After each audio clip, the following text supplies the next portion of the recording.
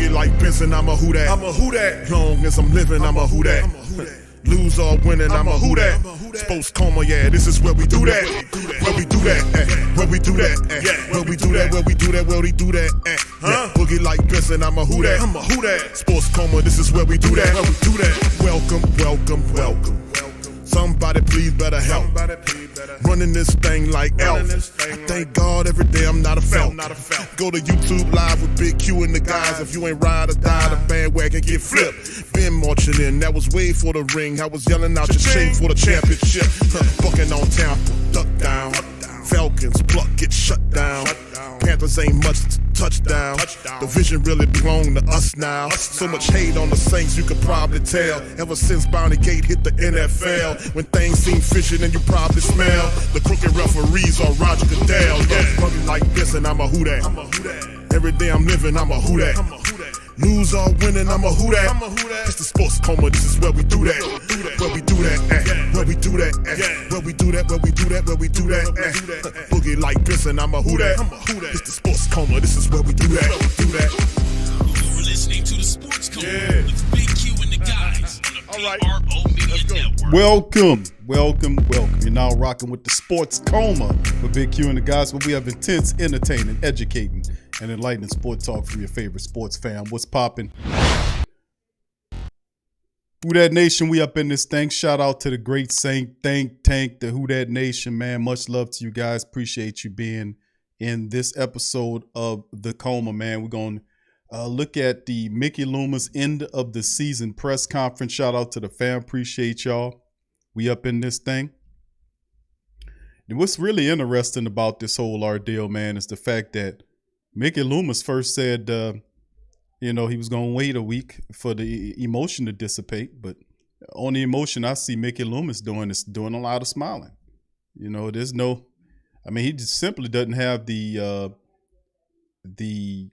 energy or the passion of, I ain't going to say the passion, but maybe the aura of a guy that's upset about his team being 7-10. That's simply what I've gotten. What emotion were you talking about, Mickey? Well, let me tell you something, Q. I'm just happy to be alive. Yeah, I hear you, Mickey. We all feel happy to be alive, but unfortunately, it doesn't feel really good to be a Saints person right now or Saints supporter. It doesn't feel good at all. Let me tell you something. 7-10 is a disgrace. There is no need for chuckling and sniggling and giggling up on the damn mic, Mickey Loomis.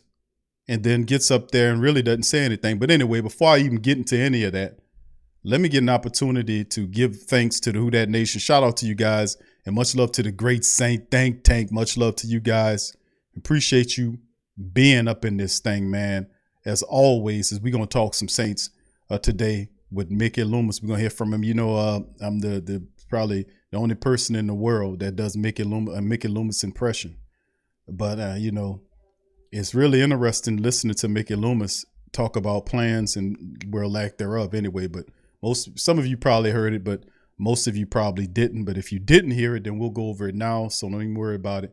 We're going to cover it today. So for all the family members that's listening, please do me a service and hit upon the like button, hit the subscribe button, hit the share button, and share the show on your social media feed, Facebook, Instagram, Reddit, YouTube. It doesn't matter. Take the links and share them abroad. To the rest of the Who Dat Nation, let them know we're in the building and we're going to be going over this thing with Mickey Loomis. So let me give a shout out to the Who That's in the building. OG Jerry Poor, shout out to that brother. Young City Night Ward, Trey Joseph, what's up, brother? Torrey Shepard Sr., what's up, brother? Torrey, shout out to you. DeWine, much love. Let me see what else we got in here. Dana, much love to all my queens out there, the Coma. Much love to y'all. Brother Rose City, Jerome, shout out to you. Can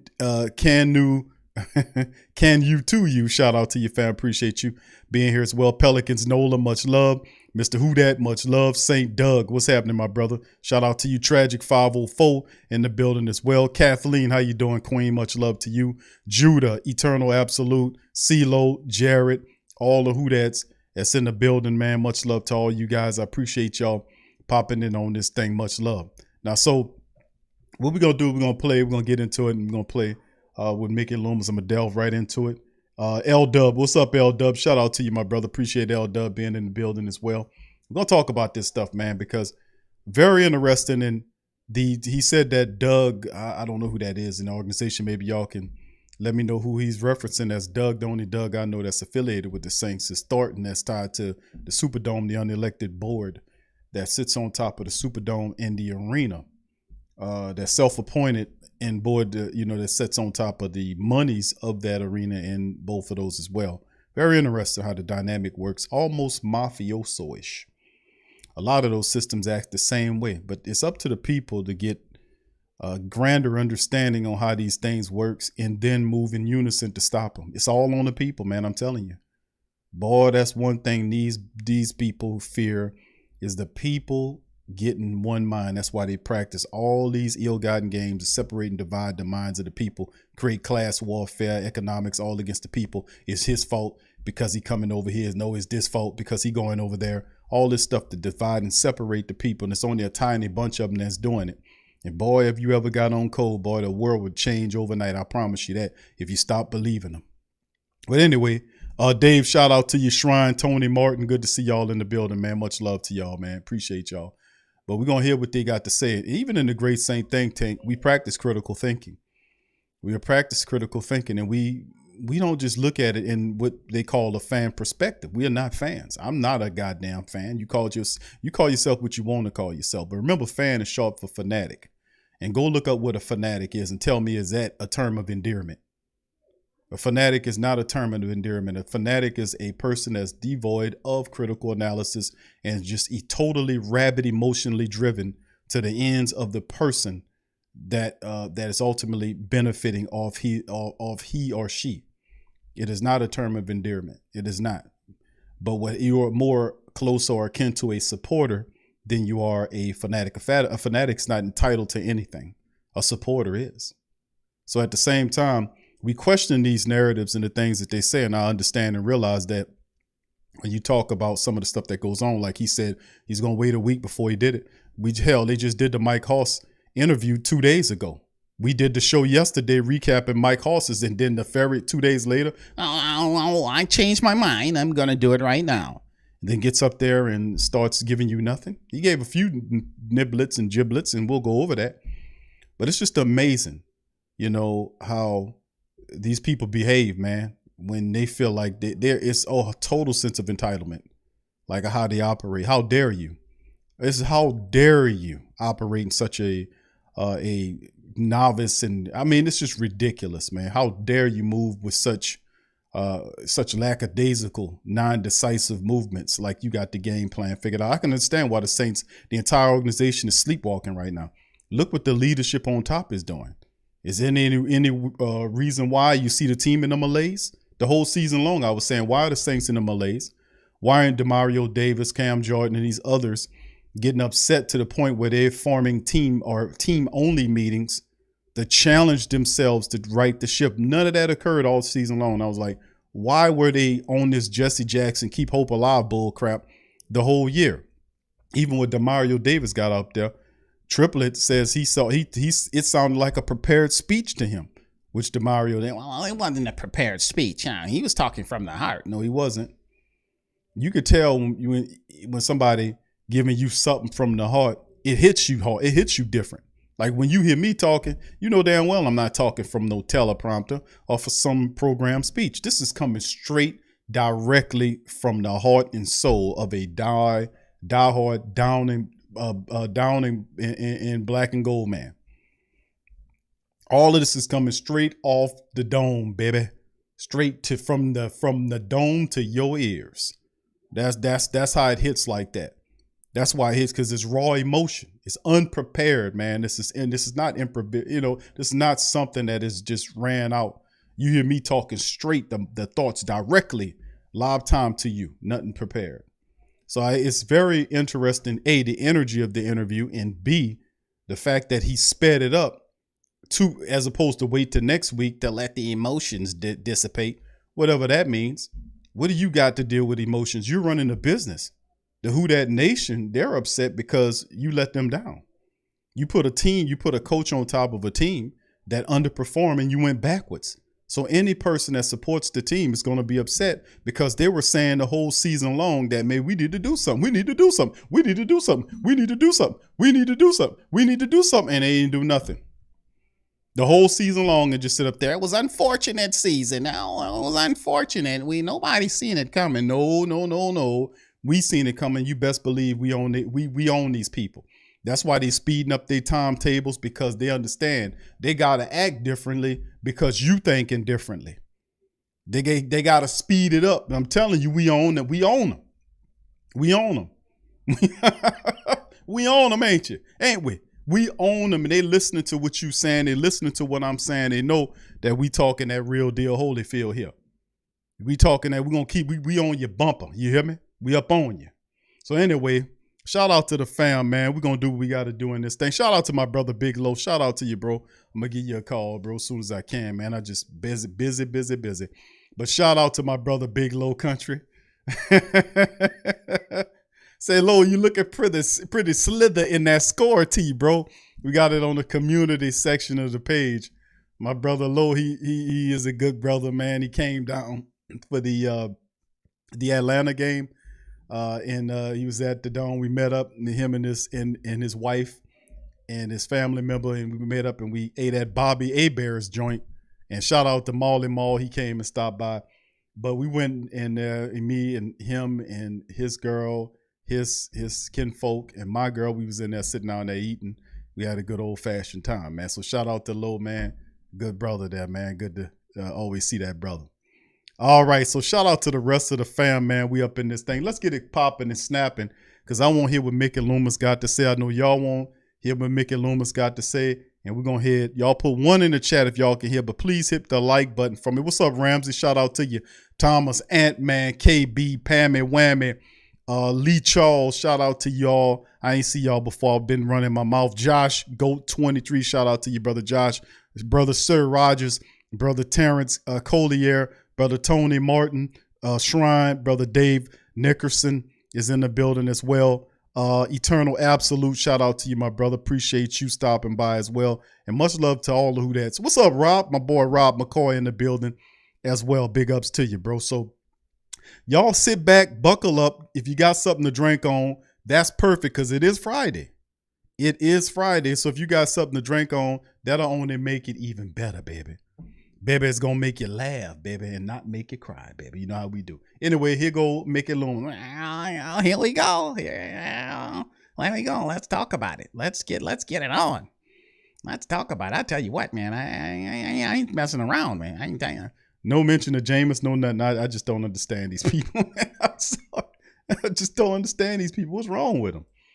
All right, so give me a second, fam. Let me get it tuned up here. I thought I had it tuned up. Hold on here. All right. Hold on. We'll put it on the screen for you in a second, too. Really? All right, hold on. It's too gray. Slow down, Mickey. Hold on now, Q. Before you start talking, and don't call me a dinosaur there, Q. I ain't playing a game with you now. It's one of the reasons why typically I wait till the Senior Bowl to do this little conference, but Doug convinced me to do it this week. Who is Doug? Put Doug. Who the Doug they talking about, fam? Put that in the chat for me. You've been at this a long time. Every year challenges. But Yeah. When you look at this year, how far over the cap you are. Yeah. Worst record since '85. I mean, 2005. No number one. I mean, the collection of challenges. How would you describe that? Yeah. Yeah.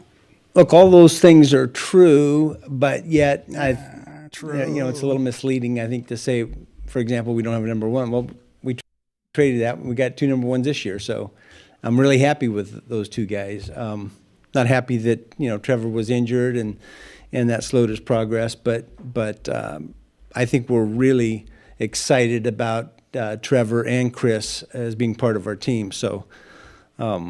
It is Friday the 13th. I didn't realize that. The cap is a challenge. Look, it's going to be a challenge. It's a bit of a. It's always been a challenge for us. For the last 5 or 6 years, when you have a good team, that's what happens. But I think really the COVID year obviously created a little bit more of a challenge for us than we expected, and we'll deal with it. So that. I'm not. There's nothing there that. Well, it's always concerning, so I don't want to say it's not concerning, and yet, you know, we've. I think we do a good job of handling that. When you say your evaluations, is that players, staff, everything that you're doing? Yeah, it's primarily the player evaluations I got we'll go that sucker through, down and there, then fam. I got that you know, sucker we'll talk down about pat. staffing and all that in the coming weeks. You know, I like to have a little bit of time go by after the season's over, so you take some of the emotion out of it. What emotion? What emotion, Mickey? So what you this talking week's about? kind of a down week. Staff-wise, is there anyone like definitely going to be back, or is anything up in the air? Like, Yeah, no, we haven't even really discussed it, to be honest with you. Come on, Mickey. What you sit up here for, then, bro? Rising the cap this year with the new TV contracts, or would that be next? I hope so. I don't know the answer to that. You know, because, you know, some of that rise gets mitigated by, you know, what happened with the COVID year and some of the smoothing out that the league's doing, but we haven't got a number yet from the league, so. I guess everyone talked about it being this year, but it just seems a little more vague. I Yeah. don't know why, maybe because they just did the TV contracts. Yeah, I mean, it's vague for us right now, so, yeah. I don't have answers for that. That's above my pay grade at this point, I guess. Mickey, from the team's standpoint, what did y'all want to accomplish with the Michael Thomas renegotiation? Yeah, I think we just wanted some flexibility for both of us to, you know, see where we're at going forward and give us a little time to,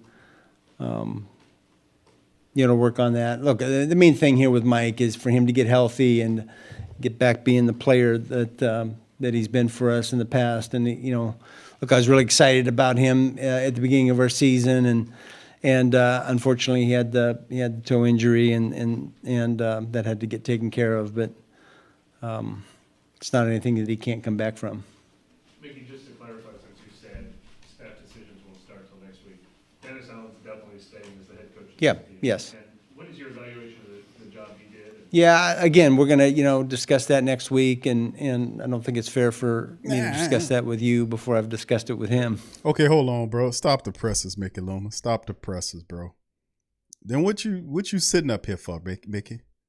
What are you sitting up here for, bro? How you sitting up here? What's going on here? Why are you even having this interview if Dennis Allen stand before you evaluated him?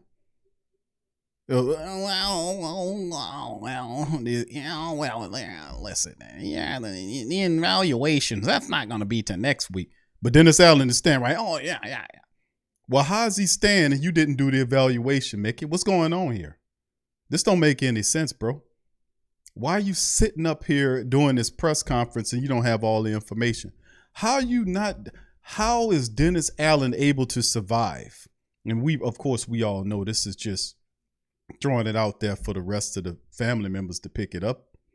Why is Dennis Allen doing this press conference and he hadn't even done an evaluation on the staff yet? But he automatically says that Dennis Allen is staying. Now, we knew this before the fact. We know this before the fact that they're keeping Dennis Allen because they don't want to spend money to break his contract because you're going to have to buy him out.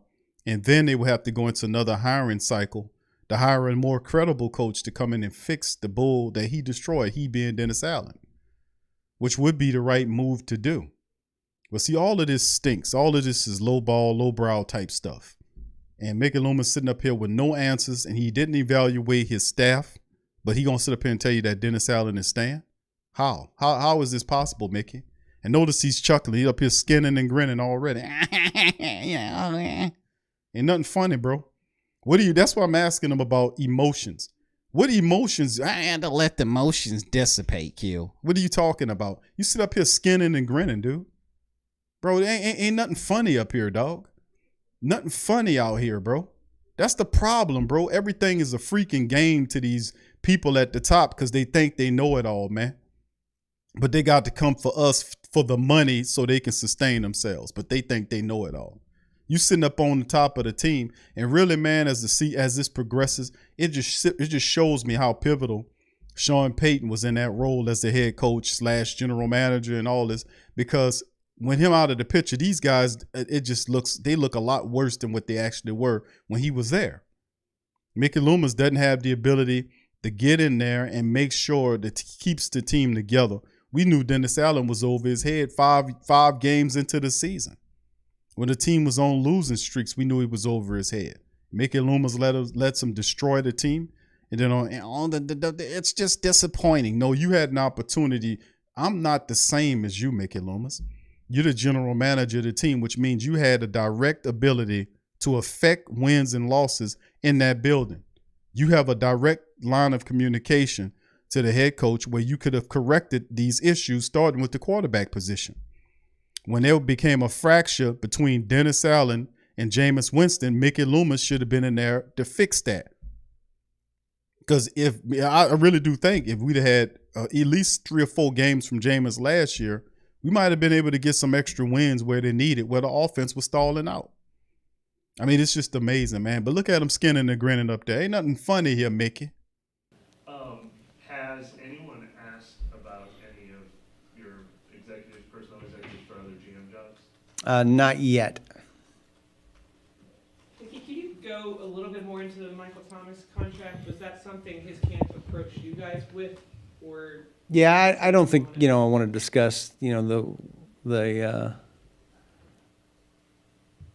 process or anything like that. It's just something that we mutually agreed to do, and it really buys us some time to figure out where we're going to settle on, on all that. It's part of cap management, really. Does not yet mean you're under the impression that people will ask, or does it just mean not? Does it just mean? I said not yet because no one's asked, and I didn't want to say that they're not going to or that they are going to. I don't, that's out of my control. When teams request to talk to Sean, do you guys discuss parameters of compensation? Like, is there a general understanding of, okay, if this moves forward, like, this is kind of mark, or? To some degree, yeah, to some degree. So if a team is interviewing him, they've already agreed that they will meet? No, we haven't settled on exactly what the compensation is going to be yet, but they're well aware that there's going to be compensation. They're aware of what you would want. It's sort of like they know going in that if we choose to hire him, it will be in this range or something like that? Thank the Lord I'd for say Mike that's Triplett, fair. man. Thank the Lord for Mike Triplett. Triplett asked the best Look, question. the reason I'm being a little bit coy about this is that it's going to be different for every team because they have different picks and they have different things available to them, and so it's not firm with. Hard and fast rule, I guess. It's what you feel comfortable with. Yeah. They have to get your permission. That is the only rule. You have to get our permission to have a discussion with him, and then they have to have we have to have the compensation settled before they can actually make an offer or hiring. And there are reports that Arizona, Houston, and Denver have received permission to interview him. Is that correct? Yes. Have any other teams received permission to interview? Not yet. No. Have you declined permission to anything? Not yet. No. Have the interviews? Well, thank the Lord for Mike Triplett. Arizona or Houston been set yet? I don't know that. I don't know. Once it gets beyond the permission, that's out of my need to know or right to know. Can you give us your impression on the whole the prospect of Sean re-entering the league, and whether it's this year or next year, and the extent to which you just feel like whatever he does is fine, or the extent to which you acknowledge the value that he still has to the team? Yeah. It's complicated, because look, I have such, great respect for him. He's a close friend of mine. He's a great coach. All those things. I want the best for him. I do. We do collectively as an organization. I mean, he gave everything that he could possibly give to the New Orleans Saints and took us to heights that, the organization, the team never achieved before. So I absolutely want the best for him. But I also recognize that he's a valuable asset. His contract is a valuable asset to our club, and it's our duty to maximize that. Look, I think between the quarterback of a team and the head coach, no one else impacts winning more than those two guys in any building. And so, I know what he brings to the table, and I know that's really valuable, and it's our obligation to maximize that value. If he chooses to, coach again within that time frame where we have those rights. And that's what basically the question I was asking to the Who Dat Nation some time ago, and even into as recent as the last show, is how would the Saints handle the official trading of Sean Payton once this occurs? Will they send him into a place where they can get the best capital? They, being the New Orleans Saints, get the best package of picks, like I say, whether it's in Arizona with higher picks, or will they send him to a destination that he prefers to be in? You see what I'm saying? Now, if they both happen, where they both get it, where we get an opportunity to send him to a team and we got the 3rd overall pick and add that into the fray along with another first, a second, a third, at least 4 picks for Sean Payton, something like that, then that would be beneficial for both parties. But as you heard Mickey Loomis, they worship Sean Payton. That's how we got the janitor over the team right now and known as Dennis Allen. We got him because of Sean Payton. Sean Payton told Mickey Loomis that the next coach should be Dennis Allen. And what does Mickey Loomis do? He hires him. He hires the man. And now he's sitting up here trying to pawn him off on us. Can you explain this to me? So he had 2 years left on his deal this year, or he had, I guess, 3 years this year and 2 more. But why wouldn't that contract, like with a player, that would sort of toll, like, if he waits out the window, you don't have rights to him anymore once those 2 years are up? Like, Yeah, I don't know what the exact rules are relative to that, so I'm not really concerned about it, Mike. I've done a lot of nosing around about that. Right. But I mean, is it that there is sort of a limit to when Yeah. he would get compensation for, but that's when the original contract was? That's what I understand currently, yes.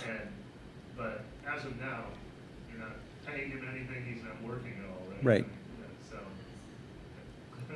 It's probably it was weird that they treated it as he couldn't interview for a job, as if he was under, I don't know. Yeah, I mean, those are all, questions for the league office, not for me, so.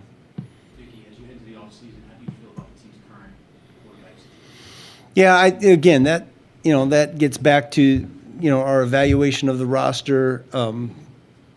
We haven't done that yet. We're going to do that in the coming weeks, and then I'll be able to give you a little more definitive answers. But obviously, we're disappointed in the end result.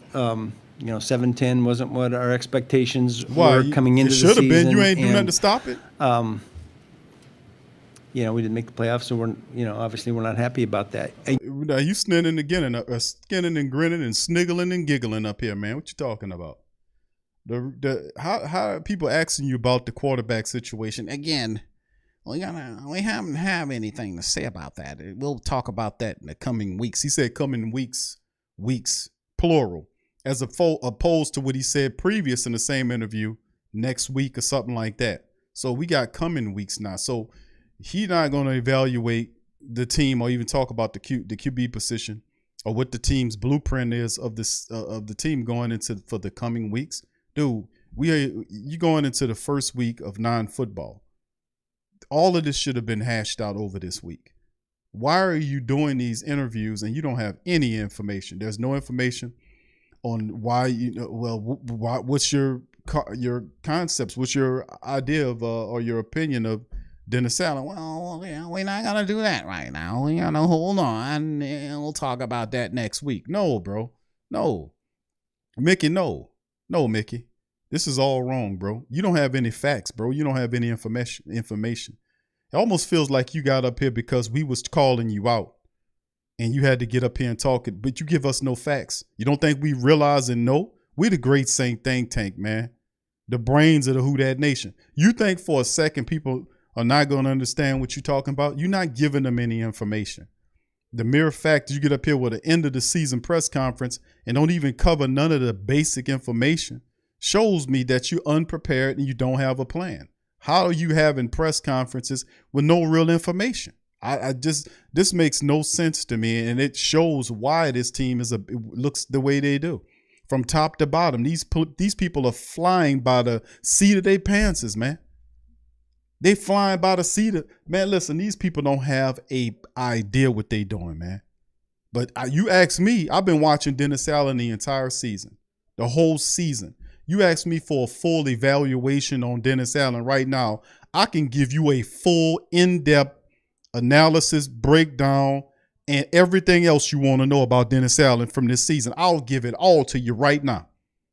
If you ask me what is your thoughts on your season breakdown of Dennis Allen, I would sit up here and give you the whole thing. But you mean to tell me Mickey Loomis got to take multiple weeks to tell you what he thinks about Dennis Allen when he the one that hired him? Why? But Dennis Allen coming back, though, without him even doing an evaluation on the season. How you keeping people and you ain't even doing evaluations on them? I don't understand how that works. That's not how that works. That's not how that's supposed to go. You don't supposed to sit up here and say you keeping Dennis Allen and you didn't even complete a season eval on the man. What you talking about, Loomis? What are you talking about? What the hell are you talking about? You just can't get your ass up here and start spewing out all this nonsense, skinning and grinning and sniggling and giggling off of this press conference with no information, no facts, no nothing. You just did it to say you did it. You're supposed to do it last Monday, but you ran away. We want to let the emotion dissipate. That was an emotion from Dennis Allen that needed to dissipate because Dennis Allen, obviously, Mickey Loomis, almost like the same person, man. They operate the same way. They're like twins of each other. I can understand why he likes Dennis Allen because he behaves just like him. He behaves just like him, man. Just like him. No accountability, running from questions. Simple ass questions, too. If I was the general manager, I can answer these questions. If you put me in front, I got a mic right now. I'm talking to the entire Who Dat Nation. You put me in front of them and ask me questions about this team, I could tell you everything because I'm prepared. This dude is not a prepared guy up here. This the general manager of your team, people. This the general manager of the New Orleans Saints with no answers to give you, but he keeping a coach that took your team from 9-7 to 7-10, didn't do a full eval to even make the decision to say that he keeping them, but you keeping them without making the evaluation? What is that telling you? That evaluations don't mean shit to Mickey Loomis because it ain't about evaluations, it's about money. I keep telling y'all that, and the facts ring true.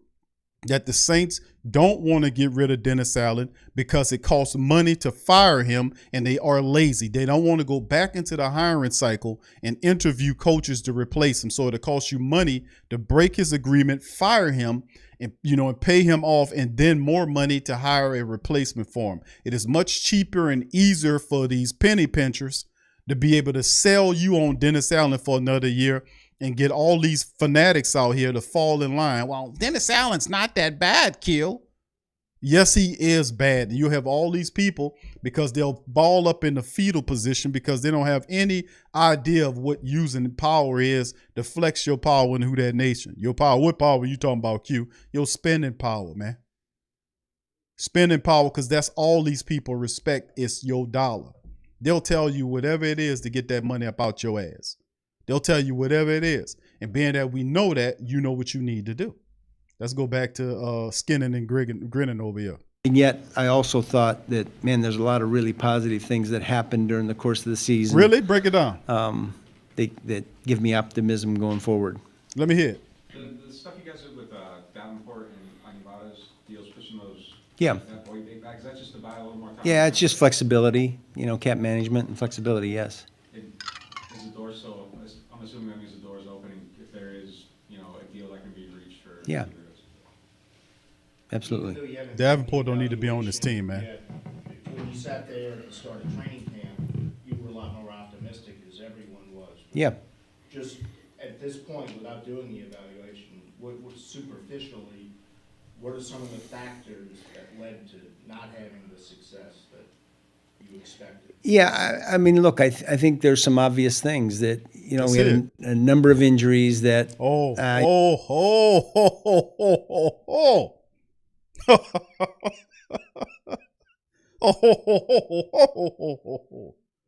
Oh, whoa, whoa, whoa, whoa, whoa, whoa, whoa, whoa, whoa, whoa, whoa, whoa, whoa, whoa, whoa. Ah, hey, he said a bad word. He said injuries. Didn't I tell y'all the first thing come out of these people's mouths when they talk about what happened wrong in the season is injuries? The first thing come out of their mouth is injuries. Mickey Mouse Loomis gets up here and talks about injuries. It ain't gonna mention Dennis Allen bad play calling or the non-imaginative play calling of Pete Carmichael. The total ridiculous Rodney Dangerfield-ass comedic play calling that he was calling in some of these games where his play callers or his playmakers rather were making plays in the first half and then he just literally removes them for whatever reason in games and then it disappears. We don't hear any of that. The first thing out of these people's mouths they always sell you on is injuries, and you're not even supposed to use that as an excuse.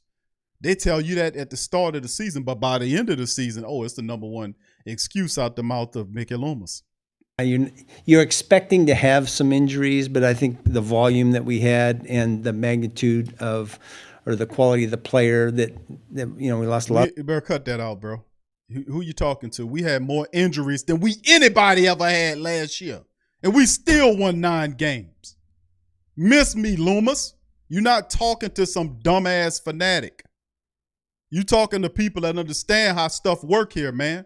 Miss me with this. We had more injuries. We had more rotations of players that in the history of the game last year, and the Saints still finished with a 9-7 record. So it ain't about them damn injuries because this team fortified itself the best way it could against injuries. It wasn't the injuries that stifled the Saints this year. No, it wasn't. It might be in the top 5 of things that you add to it, but it wasn't in the top 3. The Saints were fortified. They knew Mike Thomas would have issues. That's why they brought in Landry. That's why we double traded to get Chris Olave and added these other like Rashid Shaheed and guys that should have been in there in the game. We piled up on it because we knew that was the problem the prior year. The same groups that gave us problem in terms of injuries, the following year was the same groups this year. Same group. Same group. It's always the same with these folk. Always the same stuff. Let's go, Loomis. Starting players to injury during the course of the season. That it's hard when you are, you get a new head coach. The quarterback is different. The play caller is different. All those things that happen. That normally you have this continuity, and all of a sudden was here last year. What you can't talking about, establish Loomis? any continuity because of the injuries. The guys in and out of the lineup, and at the same time, there's a lot of young guys that stepped forward and got valuable experience and had an opportunity to develop. So there's some positives that come out of that as well. But there's so many variables that happen to change a season from being maybe 11 and 6 to 7 and 10. Mickey, after 2 Nothing. years, no playoffs, do you have to kind of reassess the roster building in the offseason and how aggressive you are in certain things and all that stuff? I don't know that changes our attitude about it, or it certainly doesn't change the process that we go through. I think, look, we have to take a hard look at our roster, be honest with ourselves, and be honest about what we can do, and go forward with that, and we will. I think we do a good job of doing that on a year-to-year basis, and we'll do the same thing. One of the big debates in the fan base kind of is blow it up, start over, give it to everybody versus just keep going and trying to be better. Is there ever a time when it makes sense to get rid of everybody and start over, or?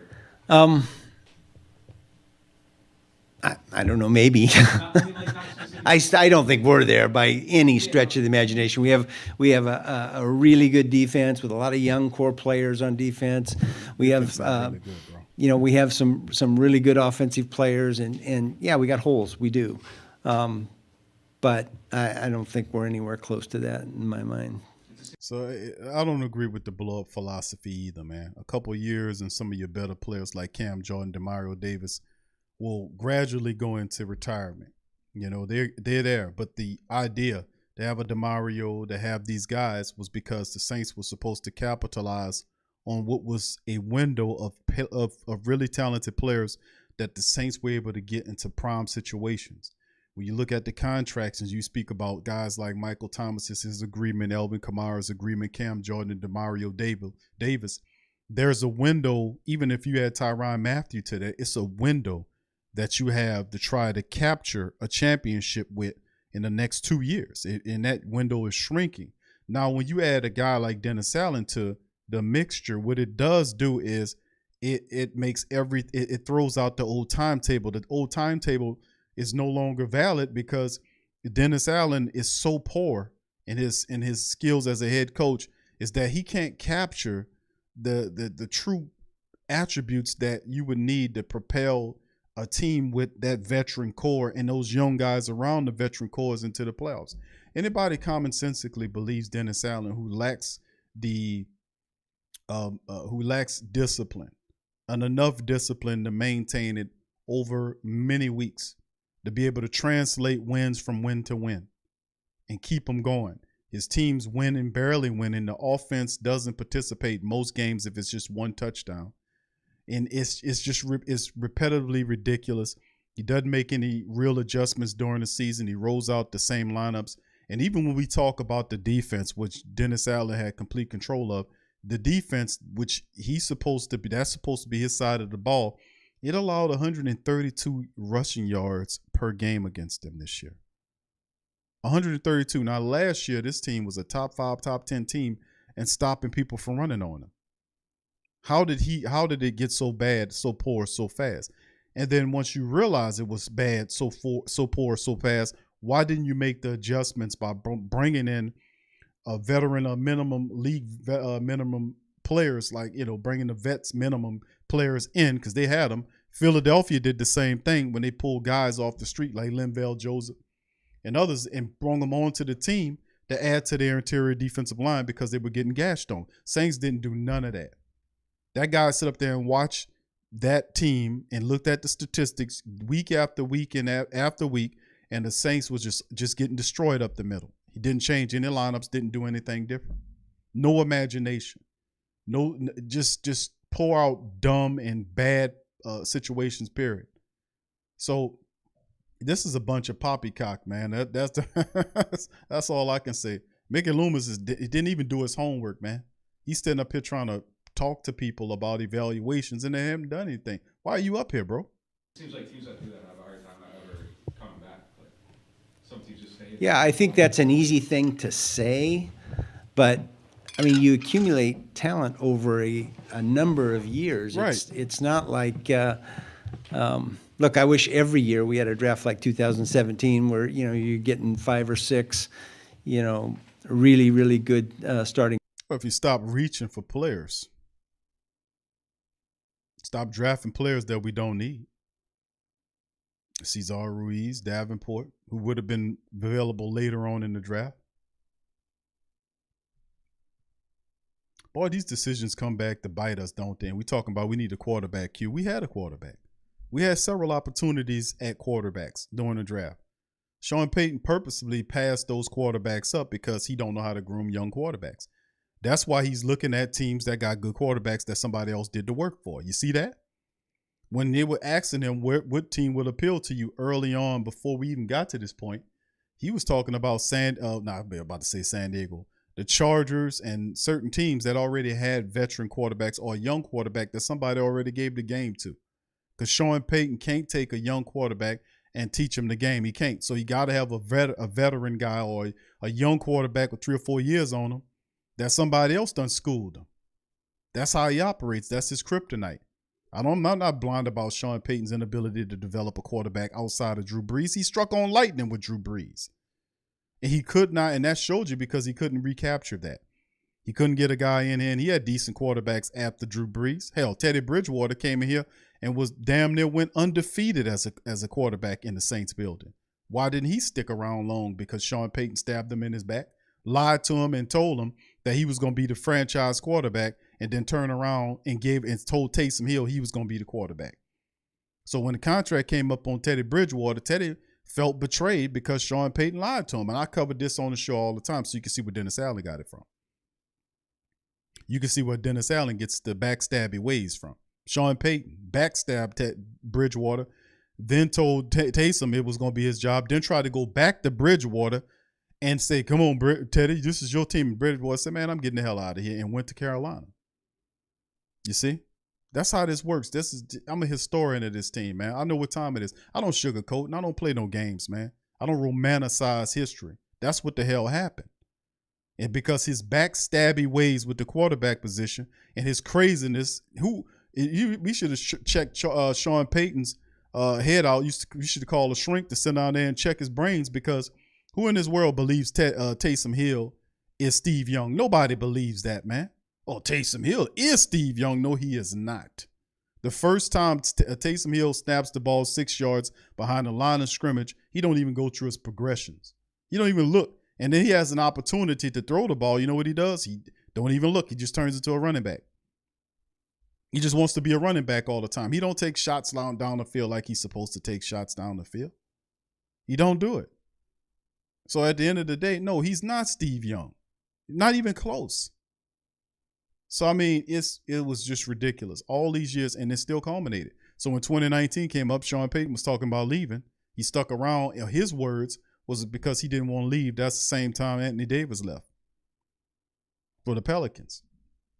So he hung around until up to the year before this year, and said, yeah, I'm going to back it down. Then when they come back around to get ready to hire, he looking at teams that got veteran quarterbacks that somebody else did it.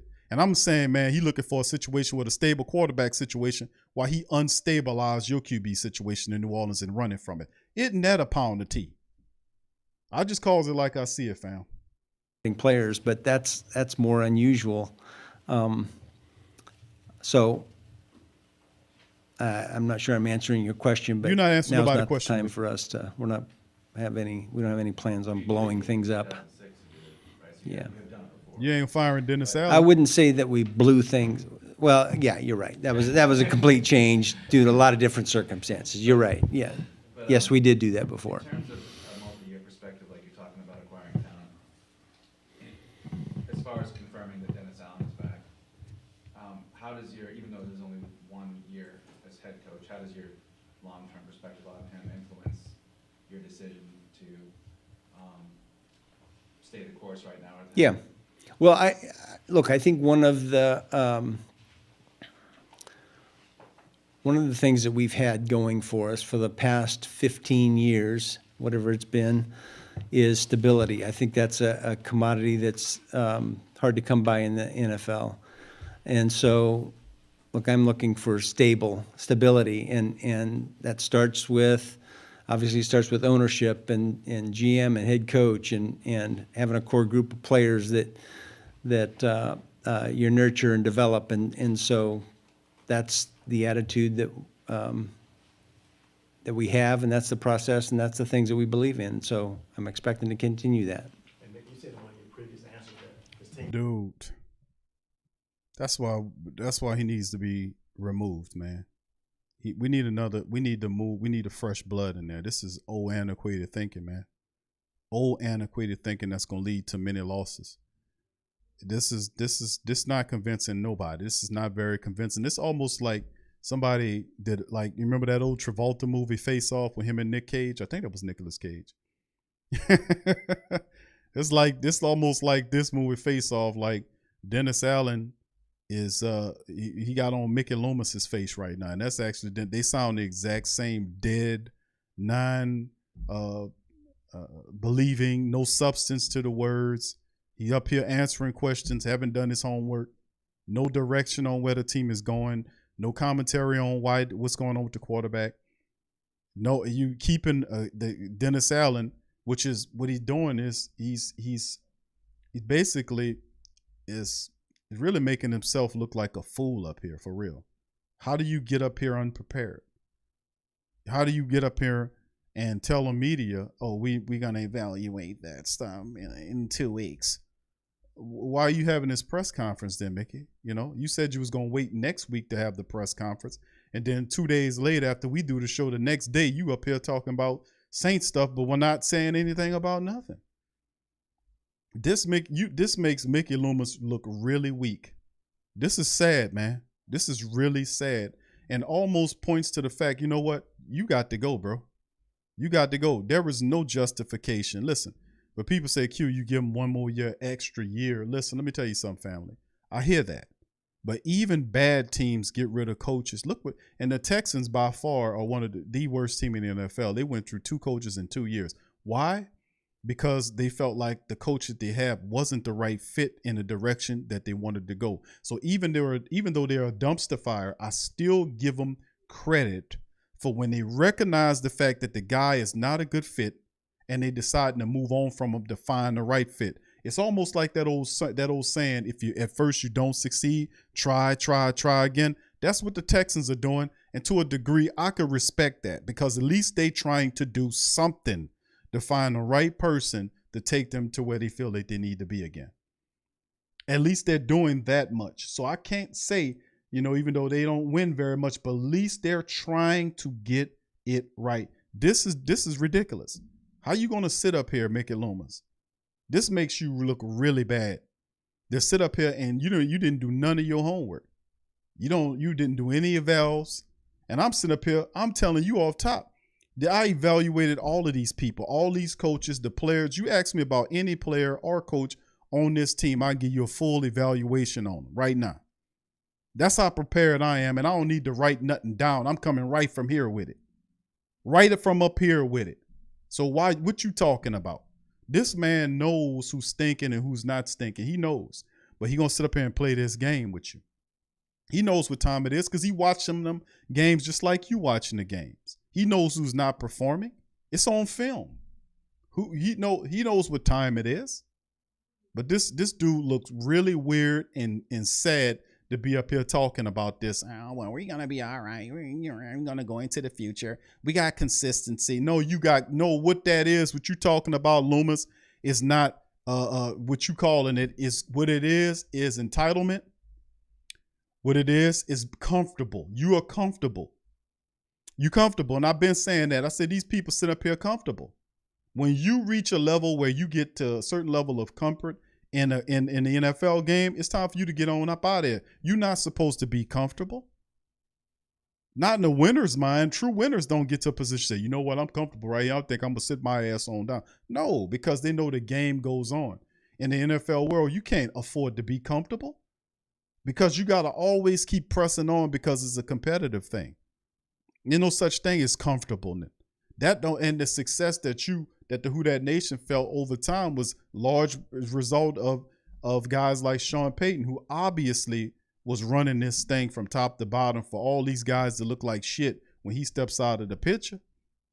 Pardon the French. But Mickey Loomis, man, this is horrible, man. Mickey Loomis is ill prepared. He's stuttering. He's stumbling and bumbling.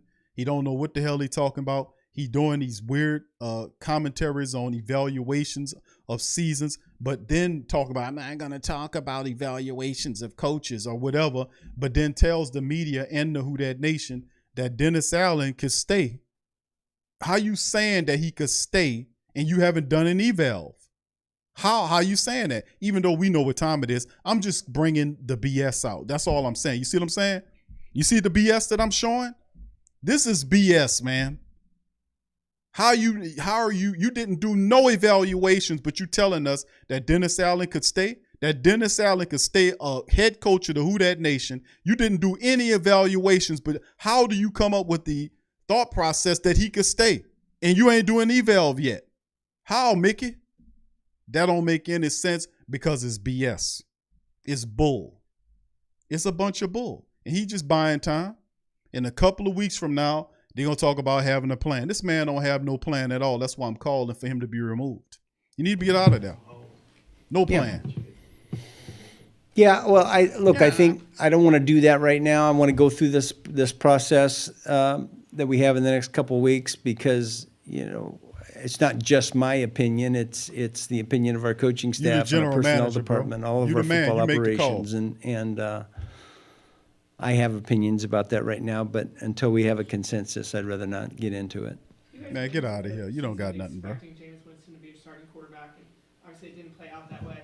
Has his camp asked for a trade, or do you expect that could happen depending on? Yeah, again, no, they haven't asked for a trade or anything like that, so that hasn't happened. As far as the rest of it, again, that's just part of, we're going to go through this evaluation process, and then we'll, communicate we'll develop an off-season plan, we'll communicate to our players, and we'll go from there. Okay, so let's get this straight. Now, remember, this is coming right from the horse's mouth. I'm not putting any words in this goddamn guy's mouth. What he just told you is that he didn't do any evaluations on any players or coaches, right? No evals. And they don't have an off-season plan. Guess what, family? We're in the off-season. We're in the off-season. How you sitting up here addressing us and you don't have a plan to explain to us? Could you explain that to me? Why are you even here? Why aren't you going go take your tired ass somewhere and sit down and work on a real plan? You should have had this hatched out before the season ended. It's like the meticulousness of a scout, an NFL or an NBA scout or a college scout, whatever. Scouts are very detail centered. The whole scouting business is based on the details, the small details that's in the reports. The scouting reports of teams from week to week, when they have scouting reports, when we pick apart, like when we do previews every Friday prior to the game, we do what we call a preview. We'll do 2 previews. We'll bring in a guest host, and that's what we've been doing. We bring in guest hosts to talk to you to get their perspective from their squad, and then we'll do a preview ourselves where we give information and talk about the team and the keys to victory and players that we need to be concerned about, right? Check. So it's a detail-centered situation. You get to general manager Mickey Loomis, bro. This is supposed to be the biggest mind in the New Orleans Saints organization when we're talking about football. There is nobody above Mickey Loomis currently that knows more about football than Mickey Loomis. The only other people that's above Mickey Loomis in the totem pole is Lucia, who's just a guy. He's just a business guy. He don't know nothing about no football. On the field, just business. If you want to deal with the Saints to be the official toothpaste or the official socks the Saints wear, you go to him. You reach out to him, and he makes it happen. Then when you talk about Gail Benson, we already know what time that is. Gail don't know nothing about that. Whatever she knows, she got it at her level because that's not her thing. She inherited. Now, she picked up some game, but ain't enough game where you're going to be asking Gail Benson these type of questions she going to answer. Come on. This is the top brain in the Who Dat Nation on top of the Saints team with no plan, no offseason plan, and we are in the offseason. No offseason plan, no evaluations on staff or players, and Mickey Loomis is holding press conferences right now. Absolutely amazing. Mickey, one thing that stands out about trading this year's first and drafting the 2 players you did last year is that 2 years without the possibility of drafting a quarterback in round 1 with those picks unless you acquire more. What is it about the team's makeup, the quarterback landscape that made you not feel like you needed to sort of stockpile first-round picks to take shots at quarterback? That's a question. I don't have an answer for it right now. I'd have to think about that for a bit. But you don't have many questions to make. I think generally speaking, you're going to have to be in the top 5 to get somebody that you feel really good about as a quarterback, right? Generally speaking. And we weren't in that position a year ago, and I certainly didn't expect us to be in that position this year. And again, I liked what we did. I liked the players that we ended up with in this last draft. So today I wouldn't change that. We'll see going forward. When you guys made that trade last year. All right. So the players in draft. By the way, I didn't realize it at the time. I ain't covered on the last show that Jordan Jackson, who was a defensive tackle we picked up from Air Force, who had a lot of upside. The Saints got rid of him. The Denver Broncos, it was reported, according to NFL.com's transaction report, picked him up. So the 7th-round draft pick guy from Air Force is a Bronco now. And this is what the Saints have, done. So we look at Trevor Penning. We talk about Chris Olave. DeMarco Jackson didn't even play. He was banged up. Jordan Jackson, who's a defensive tackle, he's no longer on the squad. Alontae Taylor eventually did play, and then he played well for the Saints when we had issues with Laddie Daddy for the entire year. He stepped in when they did utilize him. Then when Laddie Daddy came back with a Debo, he disappeared. Such and such disappeared, and then they had Bradley Roby running out there for whatever reason. I don't know why Bradley Roby is out even on the field. He reminds me so much of Patrick Robinson that I just want to get rid of him. I want to cut him instantaneously. It's just the outright ridiculousness of everything that's being said. This team doesn't have a vision, and this is really sad that they would even try to come out and do press conferences and brief us like they have a plan when they don't have a plan. Do you not understand how sad this really is for the Who Dat Nation? This is sad. And this is the reason why the Saints are 7-10. It's not just Dennis Allen, it's on top.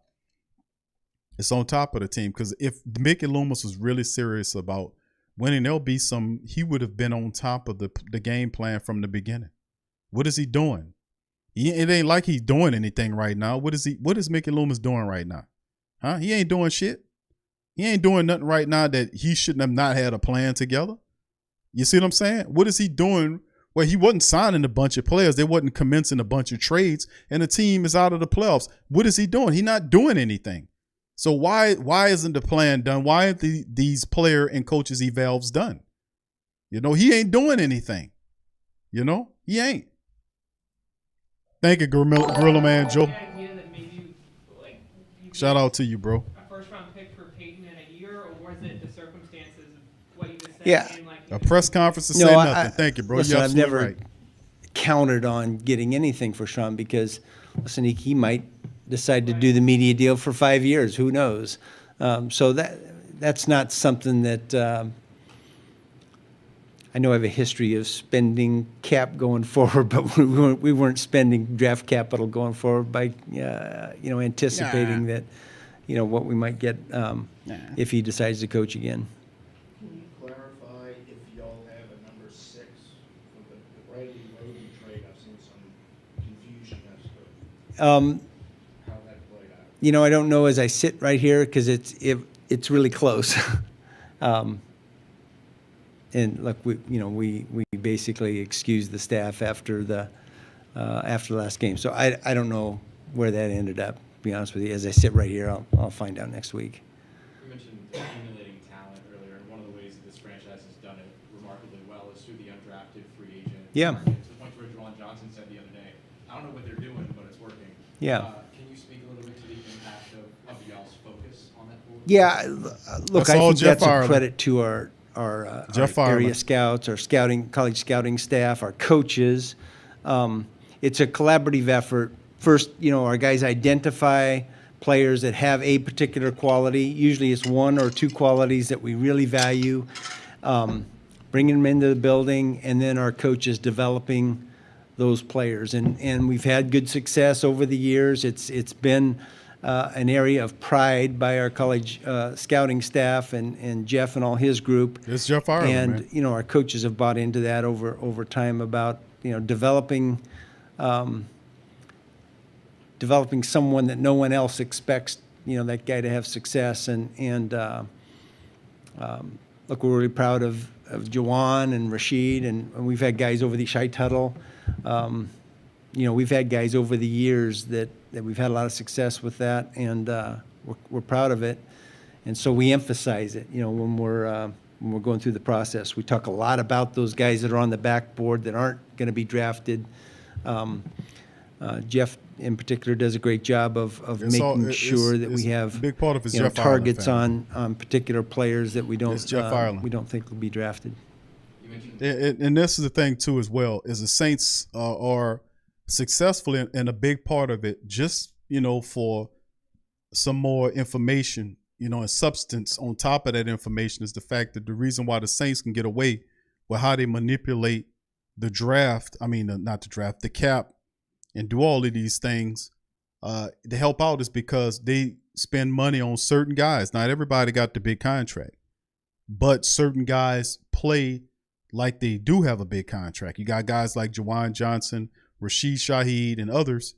JT Gray, who got a Pro Bowl, Deontay Harty, all these undrafted guys the Saints find in the college free agent situation after the draft. That's Jeff Ireland. Jeff Ireland scouts these guys. He's got a keen eye for talent, and he helps find these guys. And then the Saints take these undrafted guys and pay them a couple of bucks and 3 ham sandwiches with 2 canned Cokes, and then roll them out there, and then they have high value. We talking, and most of these undrafted guys play really serious roles in the Saints defense, offense, and special teams. He mentioned Shai Tuttle is one, Malcolm Roach is another, and it goes on and on and on. These guys that they find that way, the Saints have done a good job, and on top of it, others help them, but Jeff Ireland is the guy that finds these people. He's a big part of what the Saints do in the draft and the undrafted aspect of the market. And the Saints are able to maneuver around and play with the cap and pay the big boys the contract while getting good value from undrafted talent. The team is littered with them. Absolutely littered with them, the undrafted kind. So, yeah, they know what they're doing. And the Saints are known as a team where if you come down here and you're an undrafted guy, you'll get an opportunity to play. And that's a good thing because you'll draw the best of the undrafted guys that fall through the cracks in the radar. You'll find those guys. But at the end of the day, what you got to understand is that the New Orleans Saints organization that's Jeff Ireland that's manipulating and doing that. So I just wanted to throw in that. That's finished up on Mickey Loomis. Qualities, like identifying the qualities. Do you happen Yeah. to remember or are you willing to share the qualities? Yeah, I think, first of all, speed, that's hard to coach, speed. So speed, he was coachable, smart, productive, tough, all these things. He came in with an injury, and so it took us a while before, we were able to see what he had. But yeah, and look, each position's a little different in terms of the qualities that we're looking for and value. But I think the makeup of the player is really important, particularly with these undrafted free agents. And as you go forward, into the kind of scouting portion of this offseason, without a first-round pick, how does that affect the pool of players you might target to take a closer look at when Yeah. you don't know maybe there was a first-round pick that you might end up with? And how do you avoid wasting time on players that you might not have a chance at? Yeah, it's a good question. I think, first of all, we're not going to change who and how we evaluate them. We're going to evaluate them all because, look, these guys might be free agents, 4 years from now that we're interested in. There might be a trade opportunity for us to move in the draft.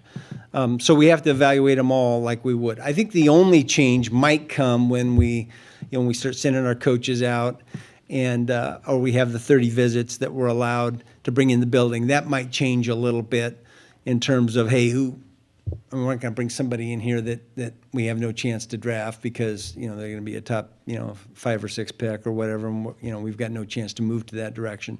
So that'd be the only area that I would say might get adjusted. If Sean were to get traded somewhere, would you guys have like a... You can see where his expertise is. Your staff and protecting people and not going with them? Is that something that would be like negotiated with them? Well, our guys are under contract, so the only guys that could actually move without our permission are guys that are being promoted into, coordinator positions. So it's not really a real need. I'm sure if there was somebody that he really wanted that was a lateral move, he'd call and ask, and we'd probably say no. Does the co-coordinator tag on the defensive side impact that at all? Is that seen as a lateral move, or is going to a sole? Yeah, I think that is I think those guys would have the right to move to a coordinator position if it's a play caller position. Yes. And that's the thing, while you got coordinators, and that needs to change, and that takes vision. Because number one, Dennis Allen doesn't need to be calling plays for the defense. Whatever brains, if he does have them, needs to be focused on the overall. And I really don't want him here, but he can't do multiple things. He's not a multifaceted person. You can see he's just not organized enough to do that. The defense suffered because, actually, he was focused on the defense, and the defense still decreased in what it did from the previous year when it was a top 10 unit runner. You couldn't run on the Saints like that. Now, all of a sudden, you could power 132. The Saints wasn't let you run 100 on them last year, and all of a sudden, you giving up 130 something odd yards per game for the entire season on the Saints. That's just ugly. But that's his side of it, because he's not a guy that can do him being Dennis Allen is not a guy that can do multiple things. He needs not to call plays on the defensive side of the ball. He needs to relinquish those abilities and call a coordinator. This take imagination, this take decisiveness to do that. A lot of people mad at Pete Carmichael.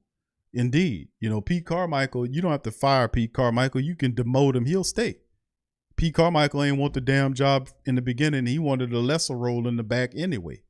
So if you bring in a guy and maybe he can make him Carmichael, whoever you bring in's assistant. Let him go get him some coffee. Let him go put together the Waffle House menus or whatever we need to call plays. Whatever, like what Payton was doing. Yeah, Pete, go ahead and over there to Kinko's and put the Waffle House menu together.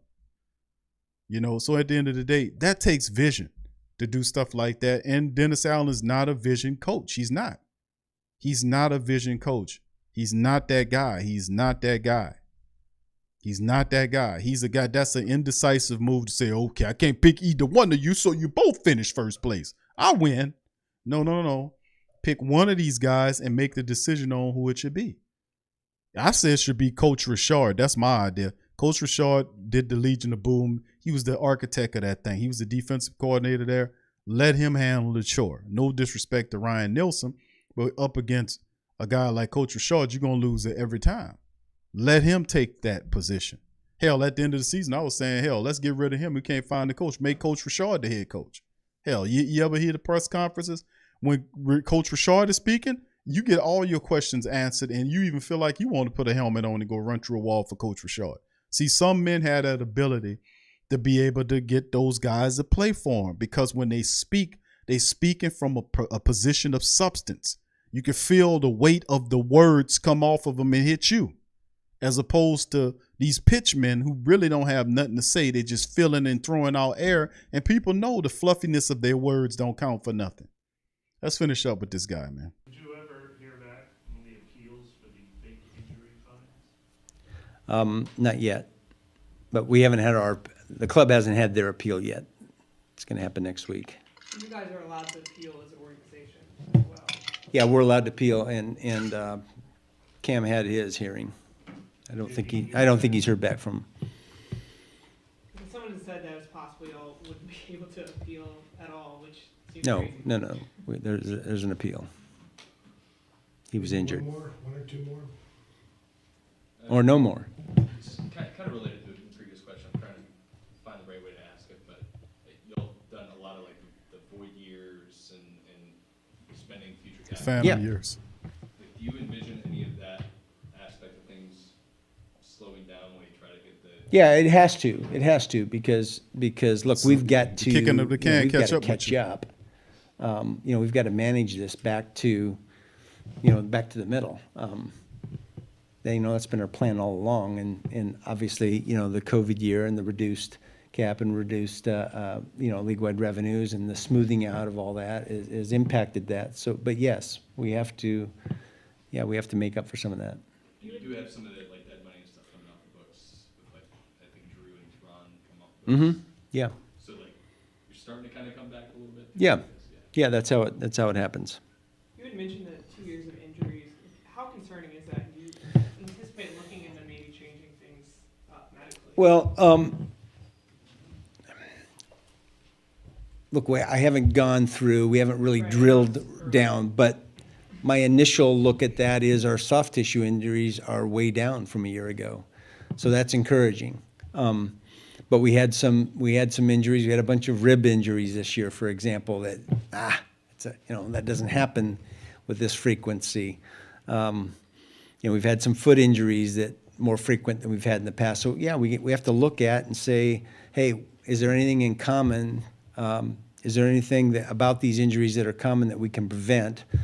On the other hand, we've had fewer knee injuries than. Well, they brought in that new guy So from Alabama and put him in. It's all subject to review, in the, which is part of the training offseason staff. evaluation. Oh, please, not that again. How is your appeal different from the NFL PA appeal of that Catherine asked about? I don't know that it's a lot different, That's a player, appealing his discipline versus the club appealing their discipline for that. It's heard by the same people? I don't know that, I assume. But it's, the player's represented by the union and his counsel and we have ours. Again, I think it's pretty much the same arguments, though. haven't done your full player evaluation, but what was your feeling about Jameis Winston? And you guys got a small sample size, and then he never got Yeah. back on the field. Do you think it was about Andy's play? Do you think that was about having him? Yeah, look, I don't want to get into that specific with Wow. specific players until after we have the group meet and talk about it, as opposed to me just giving my personal opinion. You're the general manager, bro. Okay. Yeah. Thank you, guys. Just go ahead on, Mickey. Just go ahead on about your business. We can still visit the Senior Bowl. Yeah, just go ahead on, Mickey. There go Mickey Loomis, man. There you go. Isn't that something, family? And I had to stomach through it. But let me tell you something, man. That was horrible, man. That was real horrible. That was pretty bad. Pretty bad.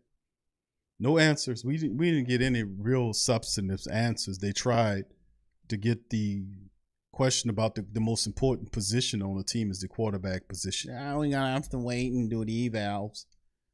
But yet you're keeping your coach without doing an eval. You see the hypocrisy in this? The hypocrisy in this is it's just amazing. It's just amazing that the freaking hypocrisy in this. You're gonna keep Dennis Allen without doing an eval. Oh yeah. We're gonna keep Dennis Allen without an eval, but we can't talk about Jameis. We can't talk about none of these other guys. Why? Well, we have to do an eval, Q. It's gonna take 2 weeks. Then why are you sitting up here talking to us at all? You don't have any answers, bro. What's the problem here? So what it does do is and I think it'll get better at some point. It got to, because none of this is all rather raggedy. This is all raggedy, very raggedy movements here by the Saints. And if this is an indication of what 2023 is going to be like, boy, you better tuck and run. Because this is the general manager who's supposed to have the vision of the Saints organization going into the future. As you can tell, Mickey Loomis doesn't have anything. And when the evals finally do come, do you really think they're going to be hitting on anything? See, the biggest thing that he just wanted to do this. Let me tell you why Mickey Loomis did this press conference, family. Let me tell you why they really did this press conference. Because he was on Mike Hall's show. That was the show we just did previously. We did a review of Mickey from Mike Hall's show, which was done the day before I did my show, right? Recapping their stuff, right? He said in that show 2 days ago that he was going to wait a week before he comes in. But all of a sudden, it happens that today, it just pops up. Mickey Loomis is going to do a press conference. What? Let me tell you the real reason Loomis and them did this press conference is to let you know that Dennis Allen is coming back next year. That's what this was done for. Because you ain't get any real answers about nothing else that is really what we want to know. He was mentioning some nitpicky things that some of the media were asking him because they knew they had to go somewhere while they had him there, because he wasn't going to ask any questions on the team. But He did tell you one thing, that Dennis Allen is coming back, and that is why this press conference was kicked off, because he had to notify you that Dennis, he's coming back. But Mickey, you just said that you didn't do an eval. See, the media, we just had somebody to really tamp down and say, okay, hold on. You said Mickey Loomis is coming back, Mickey? I mean Mickey Loomis. Dennis Allen, pardon me. You got Dennis Allen coming back, right, Mickey? Yeah. Okay, then why? How is he coming back? And you just said you didn't do a coach eval. How was that? How you doing that, bro? Well, see, I'm just full of it. I'm gonna just keep it real with you. I'm just gonna tell you the truth. I'm just gonna tell you the truth. I'm gonna keep it $1.15 with you, like Big Q say. I'm just gonna tell you. Listen, I'm full of crap. I'm gonna keep it real. I'm full of crap. Thank you, Terrence Warren. Appreciate you in the super with the super sticker. Thank you. I'm just keep it real. I'm standing up here. I'm full of crap. I'm just gonna tell you the truth. Somebody told me, hey, Mickey, you can't go a whole week. You gotta tell them who the quarterback is at least. And I mean, the head coach is at least. You don't have to tell them anything. Just tell them who the coach is gonna be. And that's why you had the press conference. That's why you had this press conference, so he could tell you that Dennis Allen coming back. That's why you had the press conference. Now listen, the question, I'm doing this totally off of from the horse's mouth, the horse or the dinosaur rather, which is Mickey Loomis. I'm doing it straight from the dinosaur's mouth. Straight from the dinosaur's mouth. He said that. Well, we can't talk about anybody else because we need player evals. Player evaluations, family, right? Can't talk about nobody else. You can't make mention of how they progressed because he hadn't done his evals yet, which, let me say this again, those evals should have been done before the season was over with. And when the end of the year happened, we're into the offseason now. The Monday, the Black Monday should have been a press conference. And in that press conference, they should have had the plan ready of what kind of offseason this is going to be, how they're going to go into the offseason. The player eval should have been done, and the press conference should have been at least an hour and some change with him breaking down where they're going to go with the team, what they think about this player, this coach, all this kind of stuff. This should have been done already. Already done. But you got him up here sniggling and giggling and talking about, I just wanted the emotion to dissipate. No, what emotion, bro? You're not upset. You're not upset enough to fire Dennis Allen after a 7-10 season. You're not upset enough to do a proper player evaluate or coach eval on Dennis Allen before bringing him back. Mickey Loomis just told the Who Dat Nation and everybody in the world that listens to him that Dennis Allen is coming back, and Dennis Allen is coming back as the head coach for next year, and the fact that they didn't do any evaluations on players or coaches. That's what he said in this interview. So how could you justify Dennis Allen coming back then, Mickey Loomis, if you didn't do an eval on him? Explain that to me. Because it's BS. It's a lie. It's bull crap. Cow dung. Stuff that falls out the back of a cow that don't smell good. That's what he's spewing and pushing at the Who Dat Nation. It's a bunch of BS and jive. That's what it is. It's cap, as the young folks say. It's cap. Mickey Loomis is capping right now. He capping big time, and what he pushing is cap. Bottom line, it's cap, like my son say. The reality at the end of the day, this is BS and this is bull crap, man. This is bull crap from Mickey Loomis. You can't sit up here and tell the Who Dat Nation that Dennis Allen is coming back and you ain't even do a proper evaluation on him. How are you bringing him back without an eval? Huh? You can't do it because it's a bunch of lies and it's a bunch of trash. That's what it is. It don't make no sense. It don't make a lick of sense. To hold a press conference where you don't want to answer questions about the head coach, about the quarterback, and about several vital positions of the team that needs attention. But rather, the next time you hear from him won't be until 2 weeks down the line. Then he'll tell you about player evals and coaches evals. And I guarantee you it ain't going to be nothing like what you thinking it is.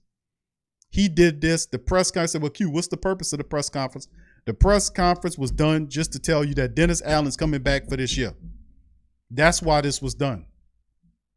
That's why this was done, to tell you that Dennis Allen's coming back. Well, I got news for you, Mickey Loomis, even though you ain't got nothing for us. And all you New Orleans Saints brass people at the top, guess what? Since Dennis Allen is coming back, guess what's going to happen with us? We keeping our money. We're not spending on your tickets. I'm going to tell this to y'all face. Y'all hear me loud and clear. Y'all can tape this, cut it up, and send it to them. A lot of people done did it already. They're quite aware of who we are.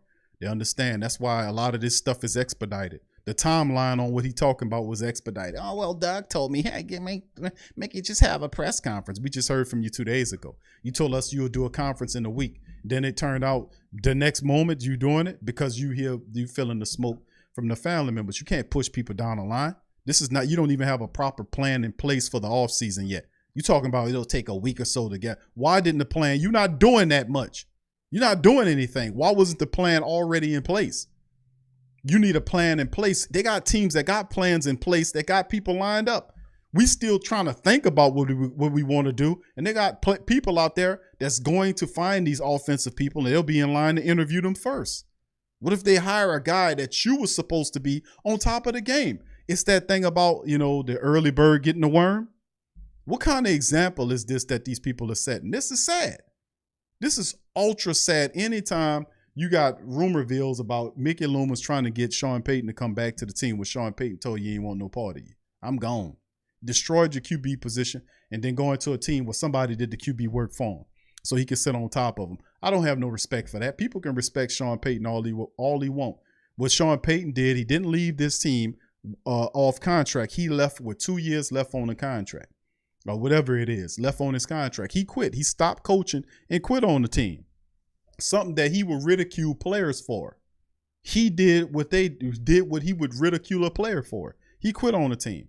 Not only that, but he violated many times by talking about retirement during the season when the Saints, when he was his last year, when he was in the throes of a playoff race, he was talking about retirement to Jay Glazer. Glazer broke all of that, and we covered it on the show. It was on Rich Eisen's show. We did a whole stream about it. And I'm saying, fam, nobody picked it up, and I'm saying, family, y'all ain't catch this? Listen to this. We covered it all here. We keep it real deal, Holyfield, and Tacoma, because we don't play no games with this foolishness, man. This is foolishness, man. These people, we are a week into the off season. The Panthers game was Sunday. Family, it's Friday. You got a couple of games. You got playoff games tomorrow and Sunday. It's a week done passed since the Saints season was over with, and you got Mickey Loomis telling you to be additional 2 more weeks before we have player and coaching evaluations. But even though we don't have any coaching evaluations, Dennis Allen still could stay. How? So let me ask you this, Mickey. If Dennis Allen, if you come back with a bad evaluation on Dennis Allen, do you then fire him and go get him? Hell no, he stays. He stays. Why? Because the Saints don't want to get rid of Dennis Allen and break his contract, because that means they got to pay extra money to get him out of here and more money to hire another coach to replace him. The Saints are not interested in spending all of that money, even though they should, because they were the ones that created the situation from the get-go. So to a large degree, I got more respect from the Houston Texans than I do for what the Saints are trying to do, because at least the Texans recognize that this is not the right coach for me and that I got to fire this guy and then see if I can keep going until I find the right guy that fits what I'm doing. I can respect that, as opposed to them trying to sell you injuries. When they asked you what happened this season, the first thing that man rolled out of his mouth, well, we had a lot of injuries. Bro, for real? That's all you had? But of course, he didn't do his player evaluations. Insane. Brother Prom said, I'm having shades of John M. ownership with Loomis. Yeah, meet him. John, meet him. I'm just, the bottom line is, this is really trash. This is trash, man. And I thought we had a classy organization, but you can see the lackadaisical, the skinning and grinning, and he talking about he's over emotional. No, this is a bunch of BS and lies. He didn't want to do the press conference on Monday because the Who Dat Nation was furious. The Great Saint Think Tank was furious. He would have caught a lot of smoke on Monday. So what he did was, he said he'll wait a week to do it so that the emotion that can what he termed dissipate. His word. What emotion dissipate? Not his, yours. your emotion to dissipate. Then he says, oh, I'll come out next week. And then he comes out the same week, 2 days after saying that, to tell you, hey, I'm having a press conference about the end of the season, just to tell you that Dennis Allen coming back without a coach eval. And I'm saying foul. So you know what you got to do. So to Mickey Loomis and whoever, Gail, this is aimed at Gail and Mickey Loomis and Dennis Lucia at the top. I'm going to just tell y'all like this. So maybe y'all don't know. We are not your fans. We're not fans. We're nobody's fans. We're supporters of the team. And as a supporter, we're intelligent. We're critical thinking. And what we're going to do, we're going to stay on code with each other. All of us across lines, no matter who you are or where you come from. If you're a Saints person, we are all going to lock arms, man and woman and child, across the board, and we will not support you this season. We will not buy any of your jerseys. I don't care how far you mark them down. We're not buying none of your hats. We're not buying none of your merch. We're not buying none of your tickets. We're not going in there and spend $25 to park to get our cars vandalized. We're not going to go up in there, and we're not going to spend for them high-ass concessions. That's ridiculous. That needs to be another thing we get on code for. And we go in the building and not pay for those high concessions. Don't pay for that high-ass stuff up in there. And that way we'll force these people to bring that down. You got to buck them. It's all on you. It's all controlled by you. You got to implement your power here. I'm calling for you to institute spending discipline. That means not supporting the Saints. You want to wear black and gold gear? Buy some from the pro shop or other people that make black and gold gear. Independent black and gold gear. Give your money to them. But don't give it to the New Orleans Saints because they full of shit. They don't have a plan, and they sticking with this coach, and they knew the whole Who Dat Nation was saying that this man should be fired, and there's justifiable reason why he should be fired. He's not a real head coach. He can't handle that job. And it's just a bad look. So at the end of the day, since they don't want to listen to you, because we were yelling in the stadiums, we was yelling it on talk radio, we yelling it on this show, we yelling it in the comment sections on their YouTube page. There's hashtags Fire Dennis Allen trending across Twitter. They see all of that and then say, we're gonna thumb our nose at you. Well, you guess what? You better make sure that Dennis Allen pay for them goddamn tickets and all that merch that's up in there. Because the Who Dat Nation, New Orleans Saints, you about to experience a severe drop in support from the Who Dat Nation for this upcoming season. So all that bullshit you talking about with the stadium having lights that we paid for, the $700-800 million from taxpayer money for a private endeavor to build up a building where they're going to start putting all these more concession areas and all the escalators to get you up to the level and all the sun just beaming through. So you got sunlight beaming through the Superdome to watch all that trash on the field that's about to be with Dennis Allen sitting on top of the team. Well, isn't that a big cup of tea right there? Like I said, y'all know what y'all need to do. Stay on code, man. Implement your power and do not support the team. Do not support them. You watch the games, do what you do, but don't buy their merch. Don't buy their merch. And if you have to go down to the building, if you got to go down there, at least go somewhere and buy merchandise that undermines the team. Just like, undermine Q? Yeah, this is how we changed the culture before. This is a cycle. We go through cycles here when you have success, and these how these cycles work. Because after 16 odd years of success, the Saints are fat and happy. You hear Mickey Loomis sitting up there skinning and grinning. He wasn't emotional about nothing. Who the hell he is, Carl Thomas? I mean, he ain't emotional about nothing. The dissipation is you. You pissed off. Why? The players ain't pissed off. Why? Because they got their checks. They're at home chilling. They got an early vacation. No playoffs. I'm going to spend some money. So, I mean, only person pissed off about it is you. The players got paid. They good. Mickey Loomis he cashed out. He good. He's sitting on the press conference smiling and shit. He seem like he upset?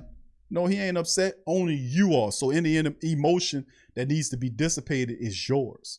See, they recognize that you're upset, but they're going to ignore your upset.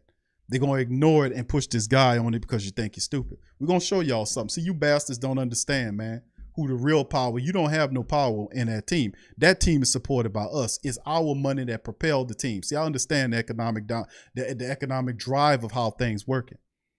None of this would matter if we didn't support the team and put them on our shoulders and support them. None of it would make no difference. it wouldn't make a bit of difference. They wouldn't be able to have the money to pay the players. None of this will happen because none of the money to improve or do what they're doing is coming from them. Even when they do write a check for charity, it's all right off. I understand 501c3s, man. I'm in the process of starting one. So I understand how things operate. I understand how things go.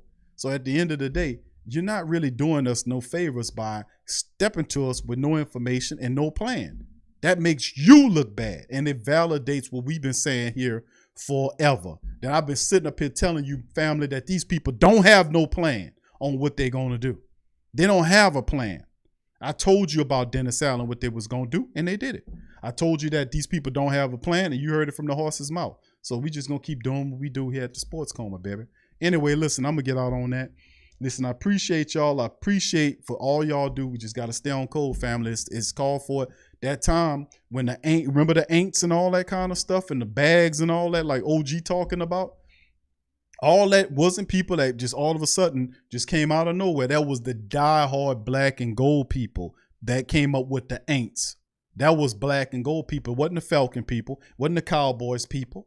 That wasn't them. I told the family members this in TSC Q&A. I said, family, the people with the bags on their head, that's what the diehards with ain'ts on that. They had ain'ts on the bags with tears on it in the bag because that was an attempt by them to undermine the team, to smear the team, to make them understand how pathetic they were and how bad they made us feel. So that's a technique and tactic that worked 4 years. And that's how we was able to terraform and change the culture of what the team was and make these people spend more money and do the correct actions. That's when things start changing, when you got fed up. That's when it changed. See, they're not going to change because they had 16 odd years of being fat cats. They collecting all that money. They making more money than they ever did before. And the more they make, the further they get away from the streets is where they got it from. So you got to remind them where the power dynamic is, and it's not with you. That's an inverted pyramid, baby. They think that the people on the top, that's why the point is so small, because there's a small percentage of people that sits there, and the weight of the pyramid is supported by the masses at the bottom. But we got an inverted pyramid because the people at the top understand that they're the power, and that's what this is. In any other way, it's a denial of reality, and it's a defilement of anything that's real and holy. I'm gonna keep it real with you. Anytime you got people at the top that think they got more weight than you, when you outrank them, you outnumber them, and if you and the people at the bottom got upset and really found how things work in this world, not just in sports, but period, and decided to make a change, ain't nothing that they can do at the top can stop you from doing that. That's the reality. That's why they go to bed scared at night on that shit, though. What if they all wake up at the same time? What are we gonna do? You probably gonna end up not being on this planet no more. When they realize all the shit you done stole from them and what you done did, the poison and everything, they're gonna be real. They're coming for you. They're coming for you. So that's the power dynamic. So a lot is spent to keep you in that mind frame. So don't call yourself no fanatic, man. Don't call yourself that. Don't leave that bullshit alone. Don't call yourself no fan unless you know what the word means. And if you cool with that, then you go ahead and do it. But don't do that. Don't call yourself nothing that's not empowering. Don't do it to yourself. Anyway, with that being said, I'm going to get on up out of here. I appreciate y'all being here, man. I'm going to cross over to the Pelican Post Game Report. We're going to have a show tonight. Our Friday show for the Pelican Post Game Report, recapping the Pelicans. Right now, they are actually beating the Detroit Pistons 92-83 with 3 seconds left to go in the third quarter. So that's good right there for the Pels doing their thing. We'll have a full recap on the game tonight.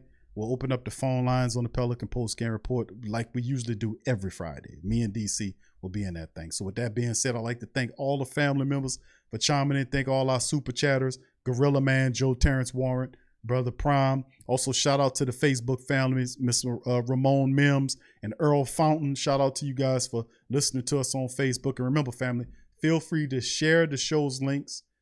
Hit the subscribe button if you're not a subscriber and help us out right there. Remember, check out the Pro Shop. We got Fire Dennis Allen gear in the Pro Shop. So if you must go to the games, at least go to the Pro Shop and buy some merch that you wear to the game. It just still to show your disgust of what's going on with this team without a plan, with no real leadership at the top, and just total buffoonery. And I'll leave y'all with this. What about what was Dennis? What was Mickey Loomis when all that Jameis Winston and Dennis Allen stuff was going? Where was he at?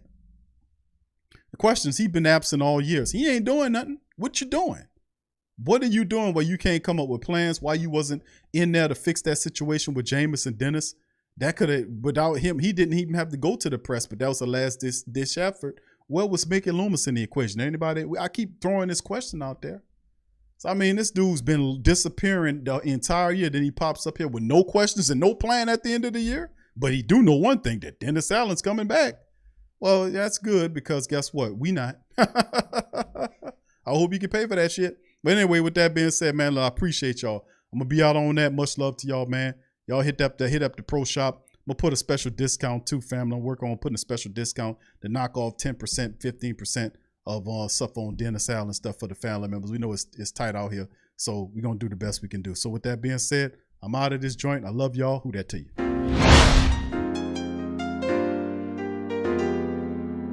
Yeah. Boogie like Benson, I'm a who that. I'm a who that. Long as I'm living, I'm a who that. Lose or winning, I'm a who that. Sports coma, yeah, this is where we do that. Where we do that, where we do that, where we do that, where we do that, where we do that, Boogie like Benson, I'm a who that. I'm a who that. Sports coma, this is where we do that. Where we do that. Welcome, welcome, welcome.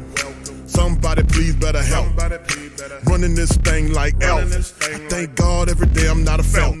Go to YouTube Live with Big Q and the guys. If you ain't ride or die, the bandwagon get flipped. Been marching in, that was way for the ring. I was yelling out your shame for the championship.